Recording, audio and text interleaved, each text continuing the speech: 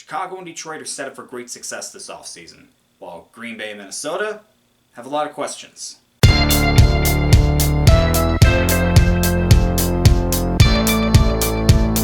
going on, guys? Dick's Report here, back to another video. And the NFC North is set up for a pretty interesting offseason. The Vikings may have won the division, however, you have some teams that could creep up behind them at any point. Let's jump right in with the Chicago Bears. Okay, the Bears are really set up to have a successful offseason if they play their cards right. Not only do they have the number 1 overall pick with no immediate need for a quarterback because of Justin Fields, where they could get a big-time load of draft picks if they decide to trade it, but they also have the most cap space out of anyone this offseason. They have almost $100 million in cap space.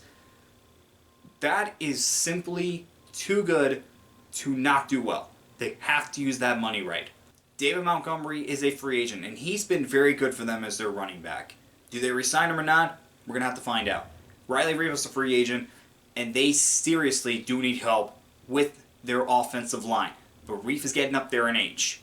Byron Pringle and N'Keal Harry are also free agents, although I don't know if they're going to bring those guys back. It's the same thing. The receiving core needs a complete revamp. They just got to get weapons for Justin Fields and make sure that they are able to keep him upright.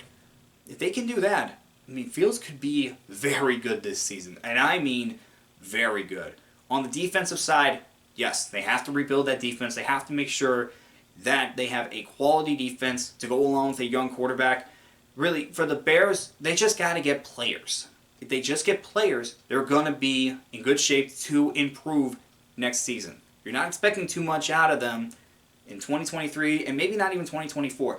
But if you keep improving the team, you're going to set yourselves up for a quality future. Like I said, Justin Fields, he showed what he could do this year. Now get talent around him. Detroit was this close to making the playoffs last year. This close. They were one of the hottest teams during the second half of the season. And if it wasn't for Seattle winning their game, then the Lions would have been in the playoffs. That's how close they were. And guess what? They get 2 top 20 picks. They get the 6th overall pick, and they get the 18th overall pick. They got the 6th overall pick because of the trade with the Rams. They're thanking the Rams for that. And they have $22 million in cap space. Now, the big question is, what do they do with quarterback? Jared Goff did very well for them last year, and he's still under contract with them. However, with that 6th overall pick, do you draft for the future? That's the big question on everyone's mind. And really, I could see him going either way. I would keep an eye on Anthony Richardson. I think that'd be a great position for them to be in. To draft an Anthony Richardson, you would still have Jared Goff under contract, and you can let Richardson develop. However, they don't have to go that route. They could easily just take the best player available in the draft. Free agency-wise, Jamal Williams is somebody that they need to discuss. He just broke Barry Sanders' franchise record for rushing touchdowns in a season. I'm sure they would love to have him back. Isaiah Buggs on the defensive line, he's also a free agent. At the linebacking core, you have Alex Lazon, who's also a free agent, and I think I said that name wrong, sorry about that. J.J. Chalk and Michael Brockers are 2 other guys that have been pieces to that team that are also free agents. The Lions really set themselves up very good because what they need are just a few more pieces, and they could be in the playoffs next year. Let me just start by saying this for the Packers. Randall Cobb, Alan Lazard, Robert Tonyan, and Mercedes Lewis are all free agents. And I think a few other guys from the receiving core are free agents as well. Oh, by the way, you still have to deal with Aaron Rodgers. What do you do with him? Do you trade him and go with Jordan Love, or do you try to keep him around? If they do, they have big decisions to make. They do have the 17th overall pick, so they have a top 20 pick in their back pocket.